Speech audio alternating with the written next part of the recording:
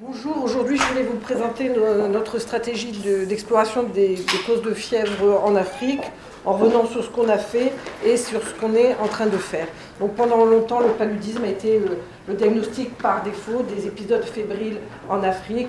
Or, avec la généralisation des moustiquaires imprégnés, avec le déploiement des tests de diagnostic rapide sur le terrain, on s'est aperçu qu'il y avait un certain nombre de causes de fièvre qui étaient sans explication. C'est pour ça que nous sommes lancés en 2010 dans cette recherche. Alors, c'est une recherche qui a plusieurs contraintes. Celle du fait du manque d'équipement sur place, de ne pas toujours avoir accès à l'électricité, avoir des conditions climatiques pas toujours évidentes. Donc, nous, pour commencer, on a commencé nos travaux donc, dans la station de Dielmo, dans le sud du Sénégal. C'était une station qui avait été mise en place en 1990 pour étudier le palu. Et sur place, il y avait des infirmiers et des techniciens. Au tout début, donc, on ne disposait pas d'électricité. On a commencé par prélever le sang au bout du doigt des patients. On a développé une technique de première étape d'extraction de l'ADN avec une pompe manuelle, donc sans électricité. Et la suite des analyses était faite à Marseille. On a ciblé donc par PCR quantitative en temps réel, donc ça c'est les premiers micro-organismes qu'on a ciblés, donc en plus de paludisme, on a ciblé un certain nombre de bactéries fastidieuses et d'autres un peu plus communes. Et donc, on a commencé en 2010 par une étude préliminaire sur 200 patients. Les deux principales découvertes de cette étude, eh bien, ça a été la place de Rickettsia felis avec une prévalence de 4% dans les échantillons de sang de ces patients fébriles et sans paludisme. Et l'autre découverte, ça a été Trophérima whipplii avec une prévalence de 6,4% dans le sang de patients fébriles et qui, pour la plupart, présentaient une toux associée. On a par la suite élargi notre étude, alors toujours au Sénégal, mais cette fois-ci avec une cohorte de 2000 patients et surtout 385 sujets contrôle. Alors, sujet contrôle, qu'est-ce que c'est?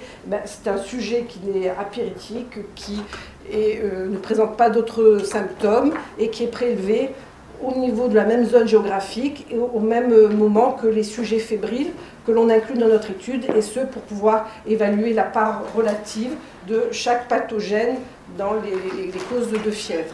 Alors, donc, on a étudié dans des études au nord aussi, au sud du Sénégal. Donc, on a confirmé la présence de Rickettsia felis, où on peut voir entre la saison sèche et la saison des pluies, eh bien, il y a des zones comme dans le nord ou à Dielmo Indiop où on avait une saisonnalité, pas dans les autres zones. On a confirmé aussi la présence de Trophérima whipplii, notamment on a mis en évidence une épidémie au mois d'août à Dielmo et Indiop. Donc ça c'est pour nos travaux au Sénégal. On les a étendus donc, à d'autres pays d'Afrique, en Afrique de l'Ouest et en Afrique centrale. Je vais vous présenter les résultats les plus relevants qu'on a eus dans ces différents pays, donc, sauf la Guinée. Donc au Gabon, on a confirmé la présence de Rickettsia felis dans le sang de sujets fébriles avec une prévalence atteignant presque jusqu'à 40% dans la zone de Fougamrou.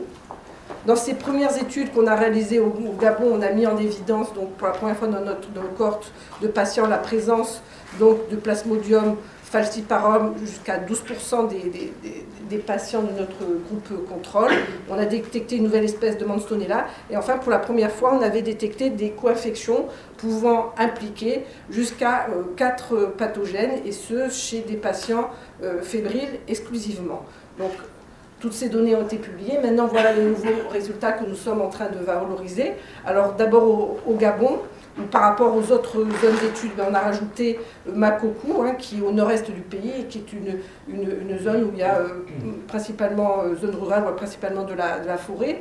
Qu'est-ce qu'on a eu comme principaux résultats? Si on voit Plasmodium falciparum, même si on le retrouve de manière plus significative chez les sujets qui ont de la fièvre, on a trouvé pratiquement 30% des sujets apyrétiques qui étaient porteurs de Plasmodium falciparum dans leur sang. Pour malariée ovale, il n'y a pas de différence de prévalence entre nos sujets fébriles et nos sujets apyrétiques. Et toujours dans cette zone-là au Gabon, on n'a pas retrouvé beaucoup de bactéries. Alors, à Makoko, qu'est-ce qu'on a aussi mis en évidence, outre le fait de pouvoir détecter jusqu'à 4 pathogènes dans des prélèvements de patients fébriles, eh bien, on a pu commencer à observer des co-infections. Alors là, c'est des plasmodium, aussi Plasmodium falciparum, ces co-infections avec deux pathogènes, on les a observés chez des patients apyrétiques. Alors toujours dans cette étude du Gabon, on a commencé à analyser les prélèvements, les traitements que les patients avaient eus au moment où ils avaient été vus à l'hôpital ou au centre de santé, donc sans avoir le diagnostic moléculaire. Et donc on s'aperçoit que pour le paludisme, 25% des patients pour lesquels on a fait un diagnostic moléculaire de palu n'ont pas eu de traitement antimalarique. Et pour les bactérémies, 60% d'entre eux n'avaient pas eu de traitement antibiotique. Alors, au niveau de la Côte d'Ivoire et de Yamoussoukro, donc sans rentrer dans le détail de tous les pathogènes, qu'est-ce qu'on a eu comme autre leçon? On peut voir que Streptococcus pneumoniae ou les Salmonella notifi non paratifi, certes on va les retrouver de manière significative chez les patients qui ont de la fièvre, mais on a pu aussi les observer chez des sujets apyrétiques. Toujours donc en Côte d'Ivoire, ce qu'on a pu observer de nouveau par rapport à nos études antérieures, c'est la possibilité d'avoir 3 pathogènes, voire 2 pathogènes que l'on pouvait détecter dans le sang par biologie moléculaire chez nos sujets apyrétiques. En Guinée-Bissau, on a travaillé en collaboration avec Médecins sans frontières, donc ils ont inclus. Dans les autres études, c'est nous qui avons fait les inclusions, mais là, c'est eux qui ont fait les inclusions. 739 enfants, donc avec de la fièvre, et 69 qui étaient inclus comme contrôle sans fièvre. Alors, dans cette étude, on a étendu les analyses au virus qu'on n'avait pas fait jusqu'à présent. Et donc, on s'est aperçu de quoi? On retrouvait principalement chez les sujets fébriles, rhinovirus, suivi de l'adénovirus.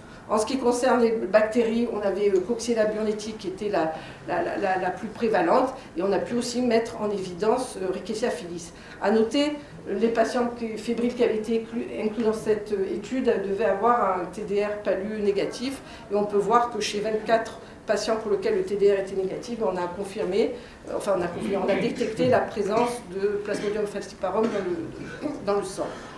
Ça, ce sont les autres pathogènes qui ont été recherchés, notamment les autres espèces de plasmodium et d'autres virus transmis par les moustiques. On ne les a pas retrouvés dans le sang de nos patients.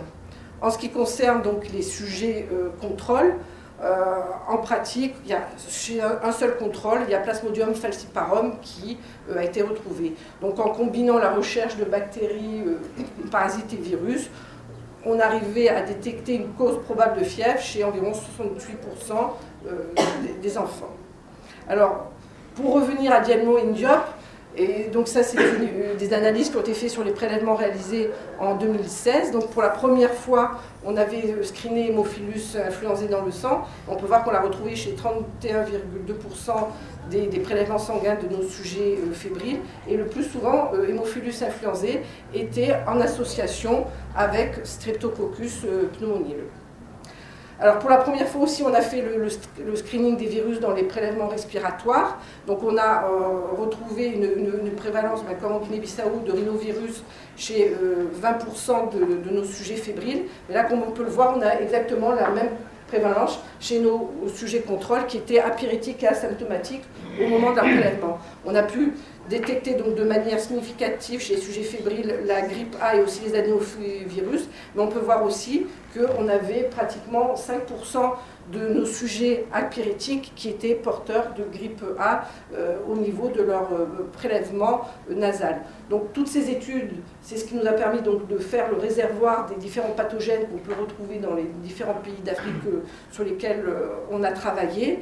Et pour pouvoir un petit peu boucler la boucle, on a réalisé au niveau de Dielmo un transfert de technologie en installant un laboratoire point of care comme on a à Marseille. Les principales contraintes qu'on a eues là, c'était déjà de devoir développer des réactifs qui étaient stables en fonction des conditions météo. C'est comme ça qu'on a commencé à travailler avec des réactifs lyophilisés. Le laboratoire, c'était une pièce qui a été construite spécifiquement à l'intérieur d'une case, hein, comme on peut voir le type de case qu'il y a ici. Donc il fallait faire un double mur, il fallait faire l'air conditionné tropicalisé. Et surtout, pour pouvoir entrer dans ce laboratoire, une des différences par rapport ici, c'est qu'il faut un sas qui permet d'éviter que la poussière, le sable rentre, parce que ce sont des pays où très rapidement on est empoussiéré et avec les appareils ça ne fait pas bon ménage. Alors au départ on avait un générateur, on n'avait pas l'électricité et suite à ces travaux on a pu faire venir l'électricité jusqu'à Thielmo. Donc c'est un site qui est fonctionnel depuis 2011. Voilà les principaux éléments que je voulais vous raconter aujourd'hui.